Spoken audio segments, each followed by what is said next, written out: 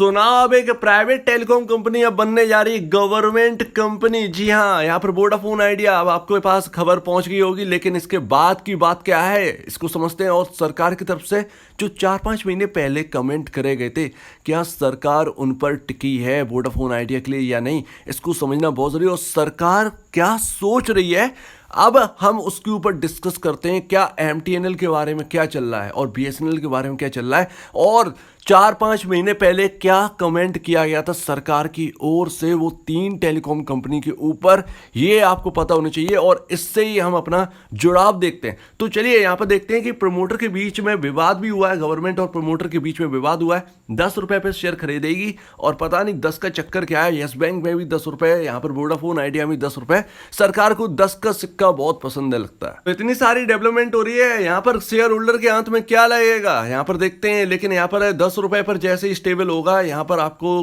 Government के हाथ में 33% स्टेक जो है पहुंचती हुई दिखेगी।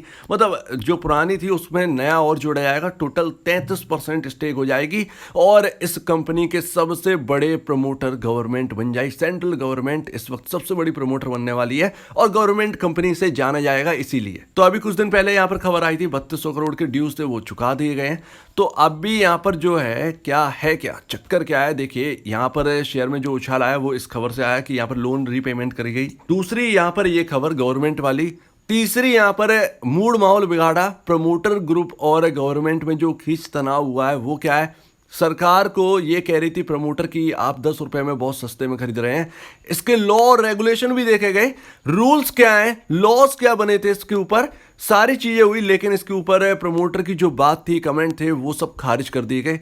10 रुपए पर सरकार हिस्सा खरीद सकती है, ऐसा किसी भी रूल और रेगुलेशन में नहीं लिखा है कि नहीं खरीद सकती। साथ में ये बातें बहुत पहले ही क्लियर कर दी गई थी सरकार ने, जब यहाँ पर एजीआर ड्यू के ऊपर बात चली थी और राहत दी गई थी, तो सरकार ने बहुत सारी चीजें क्लियर की थी। उसके तहत सरकार यहां पर हिस्सेदारी ले सकती है, तो सरकार का ये कहना है। और यहां पर प्रमोटर के जो भी कमेंट थे वो सब खारिज कर दिए गए हैं। और इसका रिएक्ट आपको यहां पर स्टॉक के प्राइस में देखने को मिला, हल्की सी गिरावट, लेकिन गिरावट हुई। अब यहां पर 16,000 करोड़ का कर्ज, हम अपनी बात को अभी पूरा नहीं करे हैं, अभी तो शुरुआत है। जरा देखिएगा यहाँ पर सरकार एमटीएनएल में कैसे बदलाव कर सकती है और वोडाफोन आइडिया में क्या मर्ज हो सकती है बीएसएनएल और एमटीएनएल। तो 16,000 करोड़ का एजीआर ड्यू जो है वो इक्विटी कन्वर्जन होने जा रहा है। अब 16,000 करोड़ की इक्विटी शेयर्स यहाँ पर सरकार को जारी करेंगे, यानी कि जो बचा हुआ है। तो अभी यहाँ पर मार्केट कैप देखिए 30,673 करोड़ रुपए का है। 16,000 करोड़ का जो एजीआर ड्यू है वो इक्विटी कन्वर्जन है। मोटा मोटा 50% का हिस्सा यहाँ पर जो है, अगर हम ये देखें, ये इतनी बड़ी राशि 50% का यहाँ पर एक वैल्यू रखती है पूरे मार्केट कैप की। अगर हम देखें तो अभी ना यहाँ पर 50% के हिसाब से आपके नंबर ऑफ शेयर्स हैं 3211.88 करोड़। यहाँ पर आपके कम से कम 1600 करोड़ शेयर्स हैं यहाँ पर जो है ना बढ़ने वाले हैं मार्केट के अंदर, यानी सरकार को जारी करेंगे। और प्रमोटर की स्टेक जो है वो कम होती हुई दिखेगी आपको नए शेयर होल्डिंग पैटर्न में। लेकिन प्रमोटर यहाँ पर बेचते हुए नजर नहीं आए। एक्चुअल में यहाँ पर नंबर ऑफ शेयर्स की संख्या ज़्यादा बढ़ने की वजह से प्रमोटर की संख्या कम देखेगी, बस इतना ही है। यहाँ सरकार को यहाँ पर शेयर होल्डर जो प्रमोटर है उन्होंने अपना हिस्सा नहीं दे दिया है। यहाँ पर नए इक्विटी शेयर्स जारी करे जाएंगे। और एक और डाउट आपके मन में होगा, यहाँ पर सरकार है, यहाँ पर गवर्नमेंट जो है वो इतना बड़ा 33% हिस्सा क्यों करेगी, जबकि प्रमोटर के पास 53% हिस्सा है। जब 33% जारी हो जाएगा पूरी तरीके से, तो यहाँ पर प्रमोटर के पास 53% हिस्सा रहेगा। तो प्रमोटर ही यहाँ पर जो है ना वो 53% के हिसाब से बड़े होंगे। नहीं, ऐसा नहीं है। वोडाफोन और आइडिया दोनों में जॉइंट वेंचर था, दोनों के पास हिस्सेदारी मिलाकर 53% है इस कंपनी की, यानी कि बटी हुई है इसमें। और बटी होने की वजह से सबसे ज्यादा हिस्सेदारी गवर्नमेंट के पास है, इसीलिए गवर्नमेंट के हाथ में सबसे ज्यादा स्टेक है। तो अभी देखिए, जब एजीआर के ऊपर फैसला आ रहा था, एजीआर के ऊपर, और उस वक्त राहत दी गई थी एजीआर में, तो कुछ कमेंट करे गए थे सरकार की तरफ से, कुछ बातें कही गई थी। उन बातों को जरा याद करिए और फिर आपको समझ में आएगा कि असल में चल क्या रहा है। देखिए, कभी प्रमोटर ग्रुप से कहा था कि हम वोडाफोन में हस्तक्षेप नहीं करेंगे, लेकिन आज गवर्नमेंट जो है वो 33% की हिस्सा रखती है इस कंपनी के अंदर। और अब पूरी प्रपोजल पास हो चुका है, सबसे बड़ी प्रमोटर अब बन चुकी है गवर्नमेंट, यानी कि गवर्नमेंट कंपनी अब हो चुकी है। तो यानी पहले कहा था कि हम हस्तक्षेप नहीं करेंगे, अब यहाँ पर सबसे बड़े लार्जेस्ट प्रमोटर बन चुके हैं।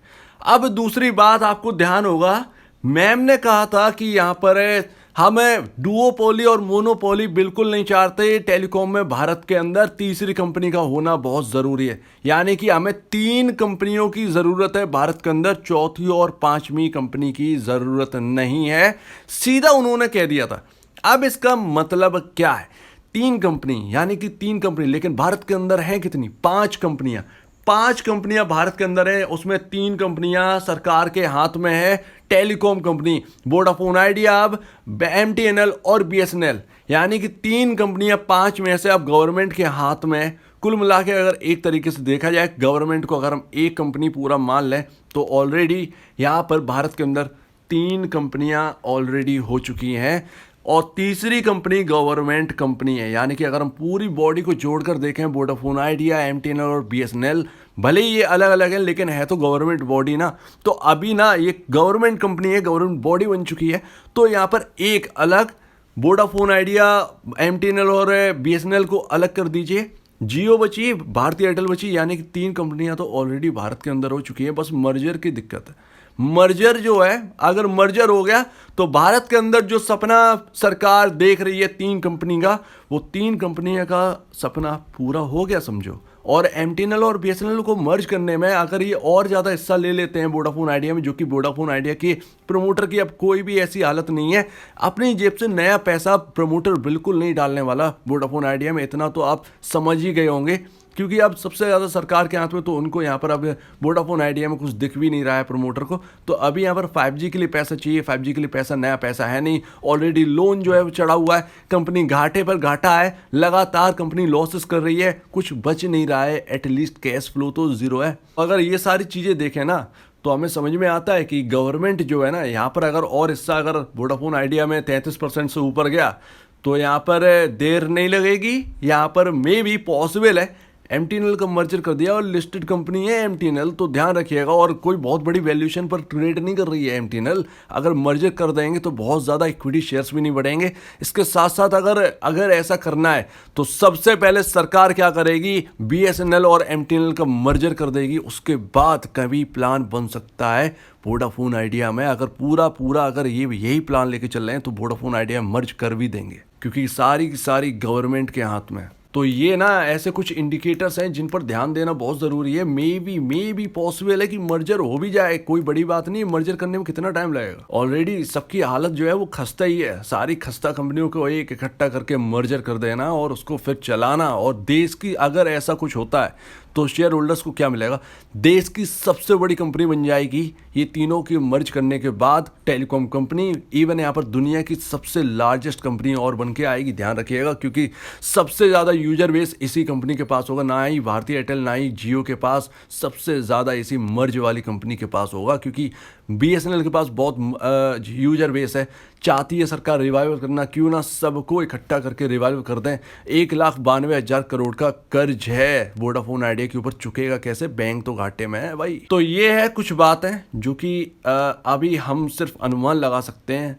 सच क्या है वो आगे पता चलेगा, इस पर ज़्यादा गौर करने की ज़रूरत नहीं है। लेकिन जो इंडिकेटर्स हम पहले से समझते आ रहे हैं, कि जब हमने इसके ऊपर बात करी थी, हमने कहा था कि सरकार जो है वो कहीं ना कहीं इन्वॉल्वमेंट आएगा वोडाफोन आइडिया में, वो आ चुका है। लेकिन ऐसा होगा या नहीं होगा ये तो फ्यूचर ही बताएगा और देखने को मिलेगा। लेकिन जो बातें हैं अगर उनको दौड़ाएं, थोड़ा सा कंक्लूजन निकालें, लगता है कि मर्जर हो जाएगा। लेकिन ये बात की बात है, ये तो हमारी बात है भाई, एनालिसिस दौड़ा रहे हैं। लेकिन इस एनालिसिस को कोई सोर्सेस है नहीं, एक्चुअल में ये एनालिसिस एक डब्बा है। ध्यान रखिएगा, ये वीडियो एक डब्बा है, लेकिन हमारी बात होनी चाहिए थी इसके ऊपर, तो हमने बात की है। अब आपका क्या कहना है इसके ऊपर, इस वीडियो के ऊपर जो आपने सुना है, इसमें आप क्या कहना चाहते हैं कि क्या वोडाफोन आइडिया और एमटीएनएल का मर्जर हो सकता है, या बीएसएनएल और एमटीएनएल और वोडाफोन आइडिया का मर्जर हो जाएगा?